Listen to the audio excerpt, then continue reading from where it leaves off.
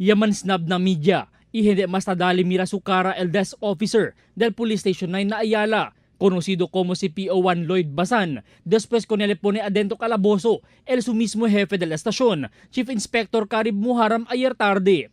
Este después comete asigun si PO1 Basan con el crime of passion por medio de tirar 2 bala con el su live-in partner, conocido como si Catherine Gamotud, adentro mismo del Barrio Hall del Talisayan a la 1 pasada ayer tarde.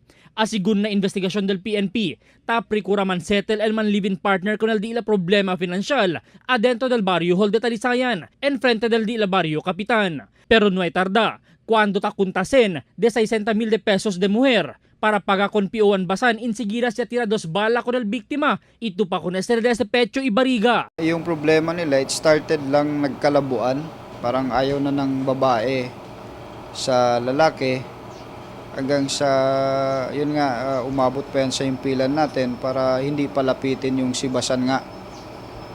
Dahil sa ayaw niya na nga dito sa guy. Dahil sa siguro may konting selos din kasi yung lalaki may kinakasama rin sa kabila. Tapos ganun. So, yun ang nagudyok. Asigun kun Muharram, yapi dia mas temprano el biktima si Catherine para numasya at traka con él si Basan. Después siya sila problema na di la relasyon hasta llega este punto.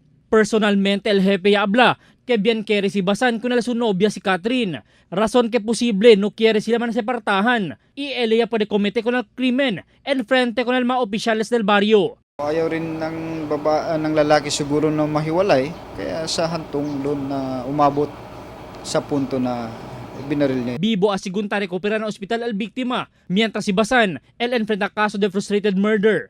Pero posible asigun hindi mas man-file kaso el biktima kung el suspechao, base na statement de este ng investigador. Pero si tal kaso el sociedad asigun este, el enfrenta syempre kaso de administratibo si Basan, que posible razon para ele sa panaserbisyo.